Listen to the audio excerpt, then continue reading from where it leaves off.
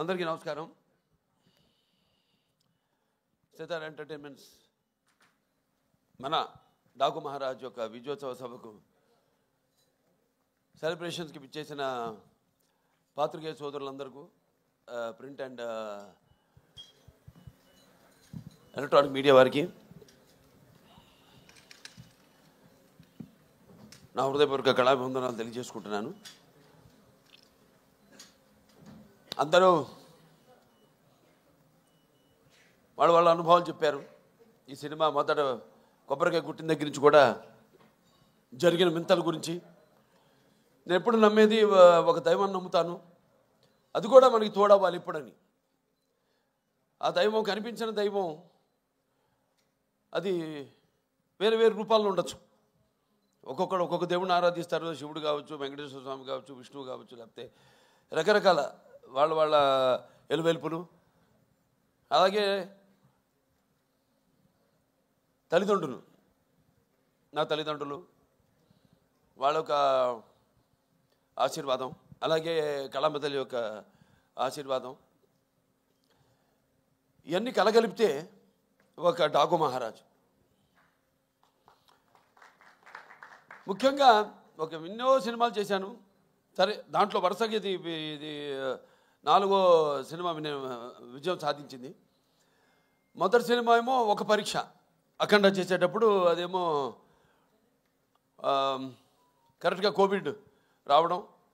ఆ కోవిడ్ టైంలో సాహసించే ధైర్యం చేసి సినిమాని విడుదల చేయడం, అఖండమైన విజయాన్ని సాధించడం అఖండ సినిమా.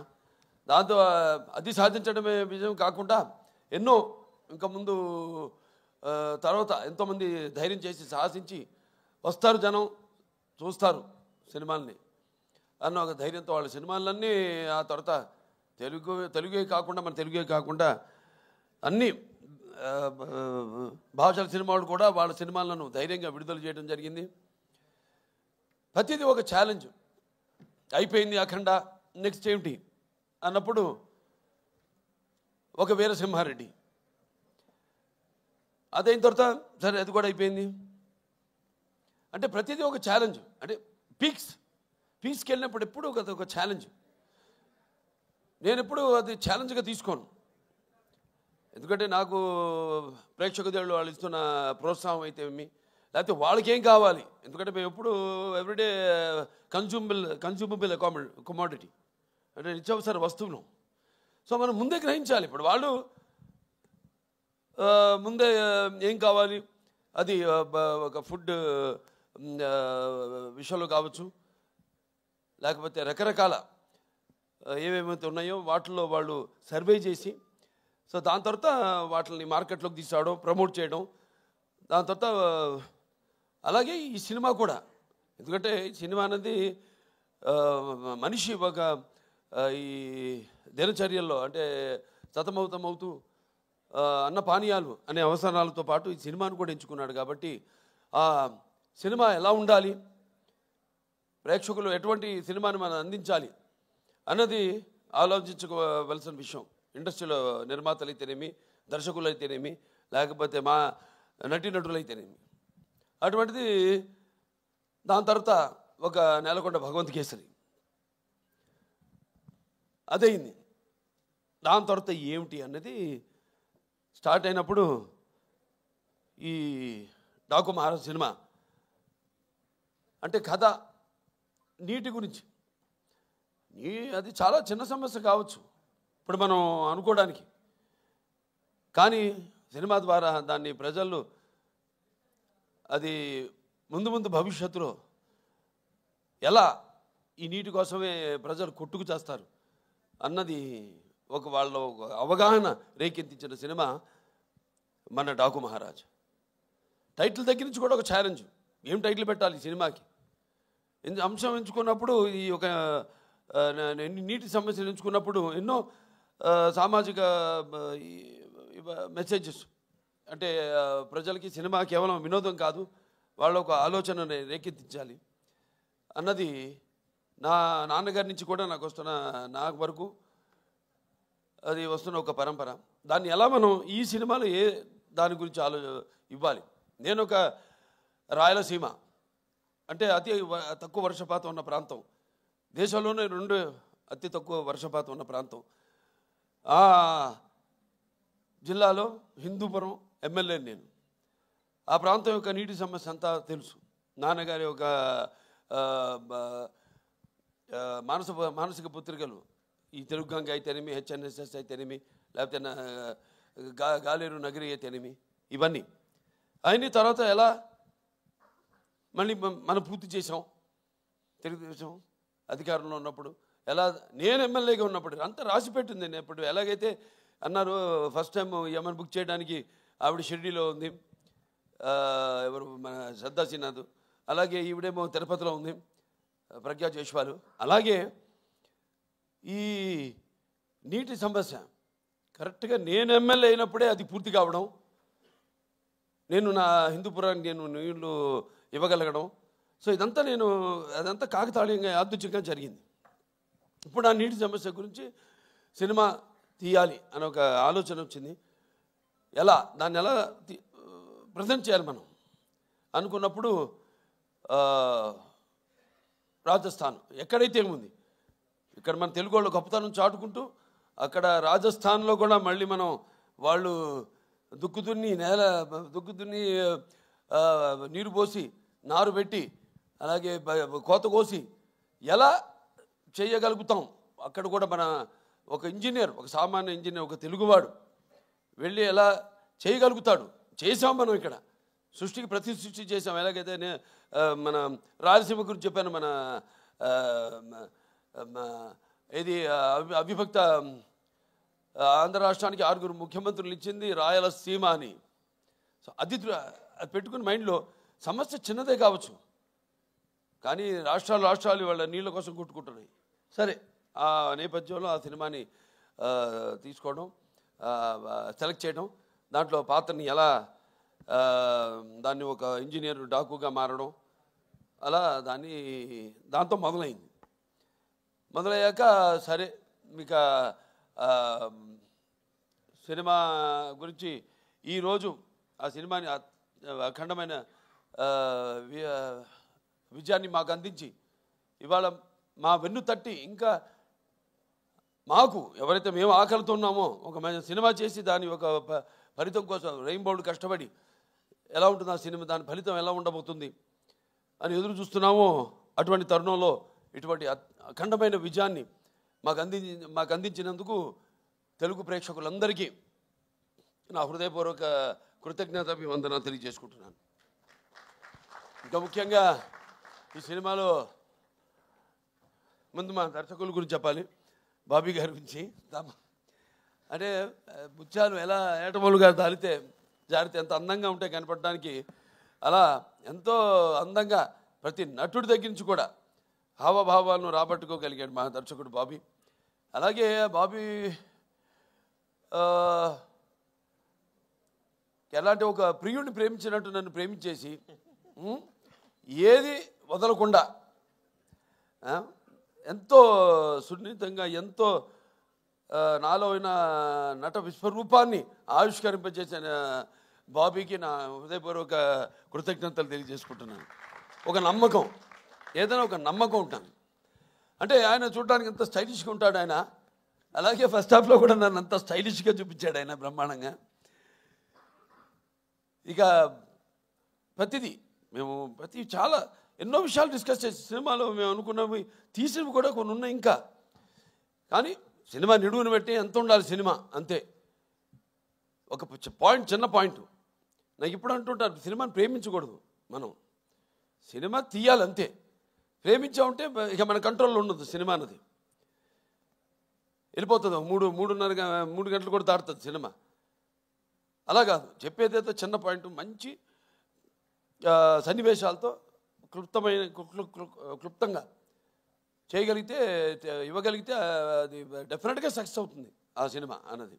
అలాగే బ్రహ్మాండంగా వాళ్ళ టీము అందరు కూడా బ్రహ్మాండంగా వర్క్ చేసి ఇవాళ డైరెక్షన్ డిపార్ట్మెంటు క్రాంతి అయితేనేమి, లేకపోతే సోమరాజు గారు అయితేనేమి, రాధాకృష్ణ గారు అందరూ, అలాగే ఆయన రైటర్స్ మిగతా మన మోహన్ కృష్ణ గారు, చక్రి గారు, వినీత్ గారు అయితేనేమి అందరూ ఎంతో బ్రహ్మాండంగా దాన్ని అందరూ కష్టపడి ఈ కథను చేయడం జరిగింది, ట్రీట్ చేయడం జరిగింది. ఇక మా తమన్ గారి గురించి వేరే ప్రత్యేకంగా చెప్పక్కర్లేదు. అందరితో ఇంటి పేరు మార్చేశారు. ఇప్పుడు నందమూరి ఎస్ఎస్ తమన్ కాదు, నందమూరి తమన్ అని. కానీ నేనంటాను ఈరోజు నుంచి నందమూరి కూడా కాదు, ఎన్బికే తమన్ అని. అది బెటర్గా ఎన్బికే తమన్ అని నామకరణం చేస్తున్నాను. అలాగే ప్రతి ఒక్కళ్ళ గురించి చెప్పుకోవాలి సినిమాలో. మా రైటర్స్ అనంత శ్రీరామ్ గారు అయితేనేమి, అటు కాసర్ల శ్యామ్ గారు అయితేనేమి, సాహిత్యం అద్భుతమైన. ఇందాక అనంత శ్రీరామ్ గారు పాడుతుంటే నా కళ్ళల్లో నీళ్లు, అంటే చుక్క చుక్క పాట అద్భుతం. దాంతో చిన్ని చిన్ని అద్భుతం పాటలు. అలాగే మా కాసర్ల శ్యామ్ గారు అటు దబిడి దిబిడి మంచం మాస్ సాంగ్, ఐటమ్ సాంగ్ అన్నది. ఎందుకంటే ఏదో ఒక అమ్మాయి వచ్చి డాన్స్ చేసి వెళ్ళిపోవడం కాదు కదా, అమ్మాయి కూడా ఒక పాత్ర ఉంది ఆ సినిమాలో, ఓరేశ్వర అవుటేలాగా. సో అద్భుతంగా ఆ పాట, దాని తర్వాత సర్కార్ పాట ఎంతో అద్భుతంగా అన్నీ కుదిరినాయి ఈ సినిమాకి. ఇక మా హీరోయిన్లు నా ప్రజ్ఞ జైస్వాల్, అఖండ నుంచి మా యొక్క ఈ యొక్క జర్నీ, అందులో కూడా ఎంతో అద్భుతమైన పర్ఫార్మెన్సు, గ్లామరు పర్ఫార్మెన్సు కలగలిపి ఎంతో అద్భుతంగా ఆవిడ రెండింటిని సమపాళ్లలో అందే కనిపించడం జరిగింది. సో మళ్ళీ తిరిగి మా కాంబినేషన్లో మళ్ళీ ఇది రెండో సినిమా ఈ యొక్క డాకు మహారాజ్. ఈ చిత్రం కూడా విజయం కావడం తప్పకుండా ఎంతో అందం ప్లస్ టాలెంట్ రెండు కలగలిపిన మరొక ఆర్టిస్టు మన శ్రద్ధా శ్రీనాథ్. ఎంతో ముందు మాట్లాడినప్పుడు కూడా బాబీ గారు చెప్పారు, ఎంతో సెలెక్టివ్. తను కూడా చెప్పింది. నేను అంటాను, ఆర్టిస్ట్ అన్నది ఎప్పుడు, ఆర్టిస్ట్ అన్న వాడు ఎప్పుడు కనిపిస్తూ ఉండాలి, ఎప్పుడు should be always in the focus. ఎప్పుడు ఎక్కువ అంటే ఆవిడ రియలైజ్ అయినట్టుంది. Now she saying that. ఇప్పుడు అంటుంది ఆవిడ, కాదు నేను ఇక్కడి నుంచి ఎక్కువ సినిమాలు నటిస్తాను నేను అంటే. మంచి సినిమాలే, ఎందుకంటే ఆవిడకున్న ఇమేజ్కి, ఆవిడకున్న టాలెంట్కి తగ్గట్టుగా ఆవిడకి పాత్రలు వస్తాయి. మరి నేను అన్నది ఏదో ఇందాక ప్రేమించకూడదు సినిమానని, కథ వరకు పాత్ర వరకు మాత్రం ఎప్పుడు కనిపిస్తూ ఉండాలి. ఉంటేనే ఆర్టిస్టుని మర్చిపోరు, ఎప్పుడు ఆర్టిస్టు గుర్తుండిపోతాను. సో అద్భుతమైన బరువైన పాత్రని ఎంతో అద్భుతంగా నటించిన శ్రద్ధా శ్రీనాథ్కి నా అభినందనలు తెలియజేసుకుంటున్నాను. ఇంకా మా చాలామంది ఫైట్ మాస్టర్ వెంకట్ మాస్టర్ గారు, అలాగే మా కెమెరామెన్ విజయ్ కార్తిక్ గారు, ఇక మా డాన్స్ మాస్టర్ శేఖర్ మాస్టర్ గారు అయితేనేమి, శివ మాస్టర్ గారు అయితేనేమి, అందరూ ఎంతో అద్భుతంగా వాళ్ళకి అప్పచెప్పిన వాళ్ళ పనులను ఎంతో 100కి 100 పాళ్ళు న్యాయం చేసి ఈ సినిమాలో ఏదైతే మా నిర్మాత వంశీ గారు కలగన్నారు, ఆయన అభిమాని ఫ్యాను, అటువంటిది ఒక కొత్త బాలకృష్ణ నేను ఆవిష్కరించాలి ఈ సినిమాలో అని ఏదైతే ఆయన కలగన్నాడో అలా ఆయన ప్రతి దాంట్లో కూడా ఆయన కేవలం నిర్మాతగా కాకుండా ఒక టెక్నీషియన్గా అన్ని క్రాఫ్ట్స్ మీద మంచి గ్రిప్ ఉన్న నిర్మాత మన వంశీ గారు. అటువంటి నిర్మాత కూడా మనకు ఉండడం ఒక ఆయన నా అభిమానిగా నాకు చాలా గర్వంగా ఉంది. సో ఆయన్ని ఈ యొక్క సందర్భంగా ఆయన్ని అభినందిస్తూ ఇంకా ఎన్నెన్నో మంచి అద్భుతమైన సినిమాలు తీశారు ఆయన బ్యానర్లో. ఇంకా ముందు ఇంకా మంచి సినిమాలు కూడా తీయాలని ఆయన అభినందిస్తూ, లాస్ట్ బట్ నాట్ మన వేద రాజా ఎంతో అద్భుతంగా పాత్రని డైరెక్టర్ గారు చెప్పారు. ఆవిడ గురించి ఎప్పుడు అవుతానుండేది సెట్లో, అసలు కూర్చొని ఎరగను, లేకపోతే అలసిపోయి అట్లా కురుకు తీయడం కానీ ఎరగను నేను. ఎప్పుడు ఎంతో అటు విన్నట్టే అటు చూసుకుంటూ మళ్ళీ చెప్పినట్టు డైరెక్టర్ గారు కెమెరా ఆన్ అనగానే ఏమిందో ఏమి ఎప్పుడు చూసేదో తెలియదు కానీ అచ్చం అనుగా చెప్పినట్టే అంత బ్రహ్మాండంగా అభినయించింది. ఆ పాత్ర మరి ఫస్ట్ హాఫ్లో అద్భుతంగా అసలు ఆ డైలాగ్స్ ఏదైతే బండి డ్రైవర్గా సెలెక్ట్ చేయడానికి నన్ను బండి తోలమంటుందో బండి వెనక్కి రివర్స్ తోలుతుంది, దాన్ని బండిని ఆపగానే ఎందుకు నేను ఆపనలేదు కదా ఎందుకు ఆపామంటే వెనకాల పూల కుండీలు ఉన్నాయమ్మా దిగి వెళ్ళి చూస్తే అప్పుడు అంటాను వాటిలో కూడా పూల చెట్లకు కూడా ప్రాణం ఉంటుంది కదమ్మా అనగానే ఒకసారి ఆ పక్కన ఎవరైనా మకరంద ఆయన వెంటనే ఎంత అంటే ఎంతమంది వచ్చాడు ఇక్కడికి అనేది ఎంతో అద్భుతంగా ప్రతిదీ ఎంతో బాగా నటించింది పాప. మంచి భవిష్యత్తు ఉంది. ఫస్ట్ స్టడీ వెల్, ముందు पढ़ना भी, उसके साथ बाद में धीरे धीरे యాక్టింగ్ करना. సరే మన సినిమాకి వస్తే చాలామంది అనుకుంటారు పాత్ర గురించి. ఇప్పుడు పాత్రలు పరకాయ ప్రవేశం అంటే పాత్ర సినిమా కథను ఓకే చేసి ఆ పాత్రకు వెళ్ళే వరకు నాకు తెలీదు. అంటే నేను నా వాచకం నా ఆంగికం కానీ నా ఆహార్యం కానీ ఎలా ఉంటుందో నాకు ఐడియా లేదు, ఉండదు. ప్రతి పాత్రకు ఒకటే చేస్తాను నేను. కాకపోతే ఒక్కసారి ఆ పాత్రలోకి వెళ్ళినప్పుడు ఆ పాత్ర నన్ను ఆ పరకాయ ప్రవేశం చేసినప్పుడు అంటే నేను ఎప్పుడు చెప్తుంటాను ఒక యాక్టింగ్ అంటే కేవలం అరవడం నవ్వడము ఒక తృప్తి పరిచే ఒక డైలాగ్ అరవడము కాదు. పాత్ర అంటే ఒక పరకాయ ప్రవేశం. ఇంకో పాత్రలోకి ఏ పాత్ర అనుభవాలు అయితే ఆ పాత్రకు ఆత్మ అనుభవాలు అయితే మనము అనుభవించలేదో ఆ పాత్రలోకి వెళ్ళిపోవడం. సో అది నాకు ఒక గొప్ప వరంగా భావిస్తున్నాను మా నాన్నగారి తొరత. అలాగే చాలామంది అంటుంటారు అంటే ఈ సినిమా మొదలైంది కూడా ఈ సప్త సముద్రాలు వాటి గురించి చర్చించుకుంటూ ఎన్నో చర్చించుకున్నాం సరదాగా. ఇక చర్చించుకోవడానికి ఉంది సబ్జెక్ట్ ఇంత అనుకుంటాం, దాన్ని కుదిస్తాం మళ్ళీ. నేను చెప్పినట్టు 2.5 గంటలు అని అంటే మనకి ఎలా ఉన్నాయి లవణ సముద్రం అయితేనేమి, ఇచ్చు సముద్రం అయితేనేమి, లేకపోతే సర్ప సముద్రం అయితేనేమి, దతి సముద్రం అయితేనేమి, క్షర సముద్రం అయితేనేమి, లేకపోతే శుద్ధ సముద్రం అయితేనేమి, ఇలా మన దాంట్లో కూడా మన శరీరంలో కూడా 7 సముద్రాల నుంచి మొదలైంది. మన ప్రపంచంలో కూడా 7 సముద్రాలు ఉన్నాయి. ఎలా ఏం చేద్దాం? ఈ నీళ్ళ గురించి ఎన్నో డిస్కషన్స్ చేసాం, వాటర్ గురించి. ఒక సీన్ కూడా తీసేసాం నిడుగు ఎక్కువైందని. దాంట్లో మన గురించి చెప్పుకుంటాం. ఏది మన సార్ ఆర్థర్ కాటన్ ధర ఒక్కడే గోదావరి దగ్గర ధవళేశ్వరం ఆనకట్ట కట్టించాడు. అలాగే ఈ యొక్క ఏదైతే పట్టిసీమ ద్వారా సముద్రంలో వృధాగా కలిసిపోతున్న నీళ్లను మళ్లించి అతి తక్కువ వర్షపాతం ఉన్న ప్రాంతాలకి, కరువు కాటకాలు విలయతాండవాడుతున్న ప్రాంతాలకి నీళ్ళిచ్చిన చరిత్ర మంది అని ఇలా ఎన్నో అన్నీ అంటే ఒక మన తెలుగువాడు గొప్పతనం. ఇవాళ ఇక్కడే కాదు ఎక్కడికి వెళ్ళినా అంతా మన తెలుగువాడు ఉన్నారు ప్రపంచంలో. అటు అమెరికా వెళ్ళినా ఇటు ఆస్ట్రేలియా వెళ్ళినా. అందుకే ఈయన చెప్పినట్టు తమన్ గారు చెప్పినట్టు సినిమా అక్కడ అమెరికా అయితేనే, ఇటు ఆస్ట్రేలియా అయితేనేమి, ఇటు ఇంగ్లాండ్ అయితేనేమి, ఇటు అక్కడ ఆఫ్రికా అయితేనేమి, ఎక్కడెక్కడ మన ప్రవాస తెలుగు వాళ్ళు ఉన్నారో అక్కడ వాళ్ళే కాకుండా ఇవాళ మన తెలుగు సినిమా ఏ రేంజ్కి వెళ్ళిందంటే ఇవాళ అవతల వాళ్ళు అంటే ఆ దేశస్తులు కూడా సినిమాను చూసి మన సినిమాను చూసి ప్రశంసించే స్థాయికి మన తెలుగు చలనచిత్ర పరిశ్రమ ఎదిగిందంటే మరి మనం ఎంతోమంది దానికి మన గొప్పలే మనం ఎక్కువ చెప్పుకోము. సో కాబట్టి ప్రేయర్లో అప్రస్తుతం ఇక్కడ. ఎందుకంటే నా వరకు నేను నా గురించి ఆలోచించుకుంటుంటాను.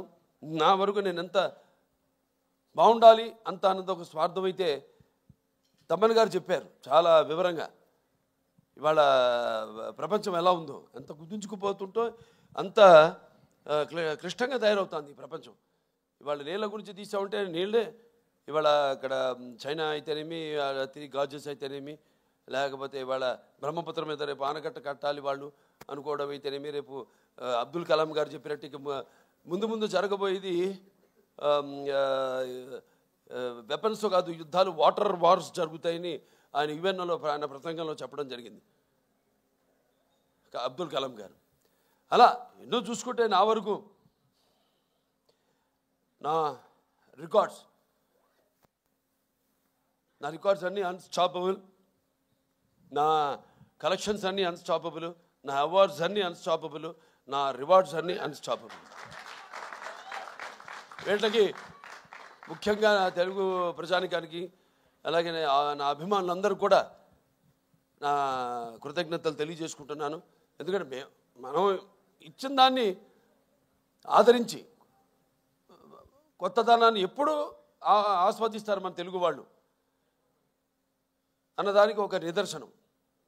అంటే నాకేంటంటే సినిమా అంటే ఒక భాషా భేదం కానీ, లేకపోతే ఒక ఆడమ్మగా తేడా కానీ, లేకపోతే దానికి దారిద్రది తారతమ్యములు కానీ, పండిత పామరాది పట్టుబిడుపులు కానీ, దురభిమానులనే అడ్డుకోడలు ఉండవన్నది నాకు నమ్మకం.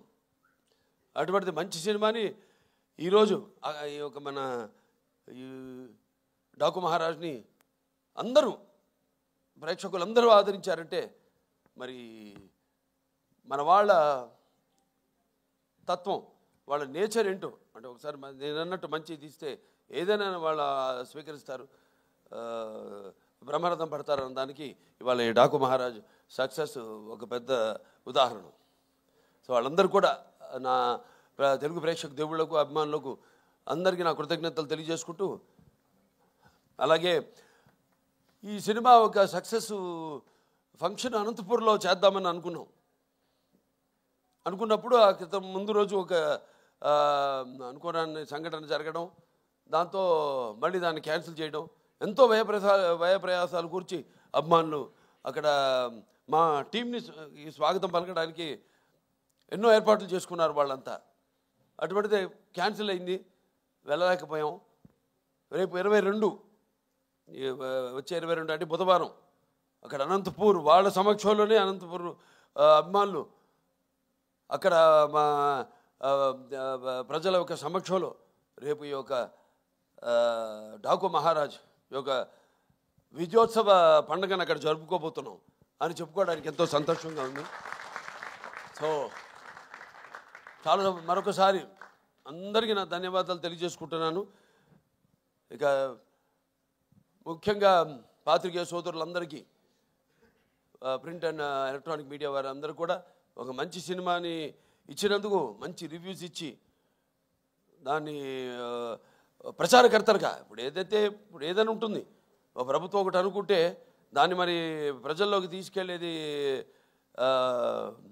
ఎవరంటే కింద బ్యూరోక్రాట్స్, దాన్ని ఇన్కార్పొరేట్ చేయడం.